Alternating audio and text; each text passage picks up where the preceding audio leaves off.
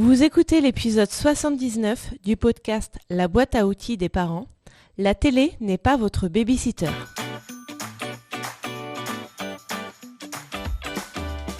Bonjour, je m'appelle Juliette Cerceau et je suis ravie de vous accueillir sur la boîte à outils des parents. Je suis coach parental et coach de vie certifié. La boîte à outils des parents, c'est le podcast dédié aux parents d'enfants de la naissance à l'adolescence. Chaque mardi, je vous donne des outils concrets, applicables facilement et immédiatement pour vivre une parentalité plus épanouie. Certains de mes coachés choisissent de se faire accompagner sur le sujet spécifique des écrans. C'est la raison pour laquelle ils font appel à moi. Les écrans, le numérique au sens large, est aussi la conférence que je donne le plus. Je propose une quinzaine de sujets différents et j'interviens dans des crèches, des écoles primaires et maternelles, des collèges, des associations de parents d'élèves et dans des municipalités. Le plus souvent, c'est le thème des écrans qui est retenu, peu importe l'âge des enfants. C'est dire que c'est un sujet qui préoccupe les parents d'enfants de tout âge. Et c'est d'ailleurs la raison pour laquelle j'ai créé une formation en ligne au sujet des écrans. Cette formation est construite sous forme d'un challenge de 10 jours. 10 jours pour mieux gérer les écrans en famille.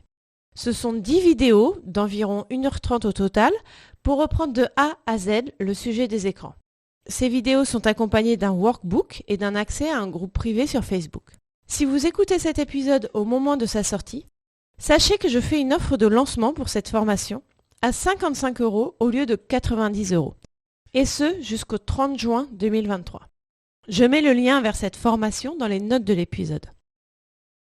Ceci étant dit, revenons au sujet de notre épisode, la télé-babysitter ou la télé-nounou. Cette façon de faire concerne surtout les enfants, moins les adolescents. Et j'ai remarqué aussi que c'est une habitude qui s'instaure au début de la vie de l'enfant, disons avant ses 8 ans, et qui perdure puisqu'une fois que l'habitude est prise, il est difficile d'en changer, quelle que soit l'habitude dont il est question. Pourquoi les parents donnent-ils à leurs enfants cette habitude de télé-nounou ?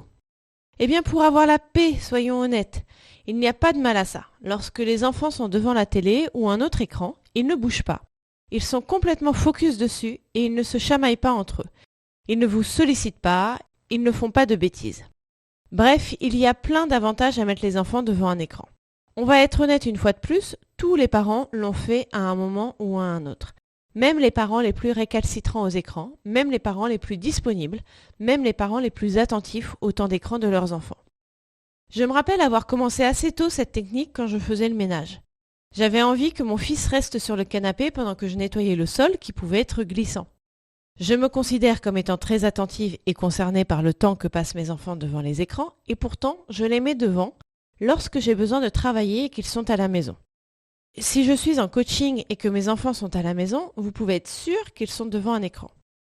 Pourquoi ? Eh bien parce que je n'ai pas le choix. Ce ne serait pas du tout professionnel que mes enfants viennent me voir pour me demander quoi que ce soit pendant que je suis avec des clients.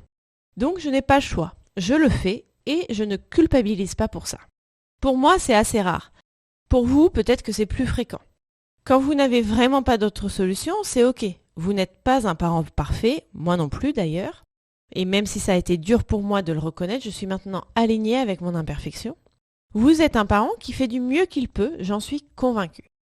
Mettre vos enfants devant un écran lorsque vous n'avez pas d'autre solution me semble être une bonne technique. Les écrans sont de toute façon ultra présents dans nos vies, donc utilisons-les. Ce qui me préoccupe plus est lorsque les parents ont le réflexe écran, qui peut se mettre en place progressivement et de façon insidieuse lorsqu'on a trop souvent recours à la télé-nounou. Le réflexe écran, c'est lorsqu'on donne un écran à notre enfant de façon automatique dès qu'il y a un temps perdu.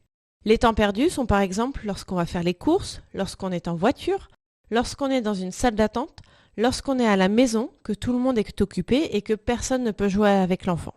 Et même lorsque le trajet en voiture ne dure que 10 minutes. Tous ces temps-là sont des moments pendant lesquels l'enfant s'ennuie, a priori. On dit souvent qu'un enfant qui s'ennuie est un enfant qui développe sa créativité, son imagination, qui observe le monde, etc. C'est vrai. Et c'est la raison pour laquelle on dit que l'ennui est bon pour le développement de l'enfant. Personnellement, j'en suis convaincue. Mais on ne va pas se mentir. Un enfant qui s'ennuie peut également être un enfant insupportable. Je prends l'exemple du trajet en voiture. Un trajet long de plusieurs heures. L'enfant s'est ennuyé et à un moment c'est trop pour lui et il va commencer à devenir pénible en râlant, en embêtant son frère ou sa sœur qui est à côté, etc., etc. Alors, quelle est la consommation idéale des écrans pour nos enfants? Ce que je vous propose, comme souvent dans la boîte à outils des parents, est de trouver un juste milieu.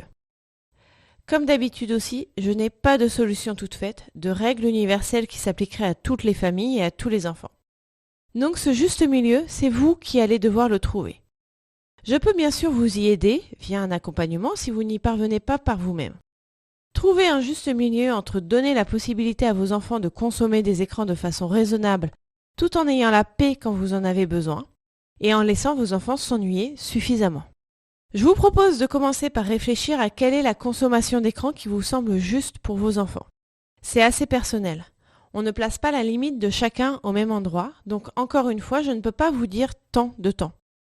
Il faut vraiment réfléchir par rapport à vous et par rapport à vos enfants. Et c'est la même chose. Combien de temps vos enfants ont-ils envie de passer devant les écrans? Quelle durée leur semble-t-elle raisonnable? Ensuite, essayez d'arriver à un compromis entre les deux. De cette façon, vous aurez déjà déterminé le temps sur la semaine, par exemple, que vos enfants passent devant les écrans. La deuxième étape consiste à imaginer des cas dans lesquels vos enfants ont le droit de regarder les écrans en dehors des temps habituels. Pendant les vacances, sur la route, pendant que vous travaillez, lorsqu'ils sont malades. Expliquez ces cas à vos enfants à chaque fois qu'ils se produisent. Sinon, ils ne comprendront pas pourquoi les règles habituelles ne s'appliquent plus et croiront que les règles changent. Puis, bannissez les écrans en dehors de ces cas exceptionnels et ces règles habituelles. Pour éviter qu'ils s'ennuient de trop et ne deviennent insupportables, occupez-les. Proposez-leur des activités, avec ou sans vous, des sorties, de participer à certaines situations comme faire des courses. En bref, proposez-leur des alternatives. Car s'ils n'en ont pas, ils retourneront devant les écrans, par habitude et facilité, alors qu'il y a tellement d'autres choses à faire et à découvrir. Je reparlerai d'une consommation trop importante des écrans dans un prochain épisode dédié à l'addiction, ou plutôt la dépendance aux écrans. Et si vous voulez avoir toutes les clés pour une bonne gestion des écrans en famille, investissez dans mon challenge en 10 jours. Merci pour votre écoute. Vous aimez ce podcast? Abonnez-vous, mettez des avis ou des étoiles. Ça permettra à plus de personnes de découvrir le podcast et ça m'encouragera à continuer le podcast.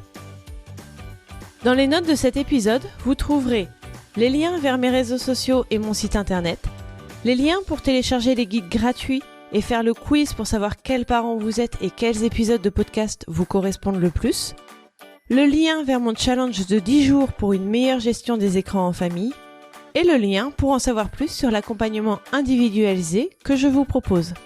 À mardi prochain!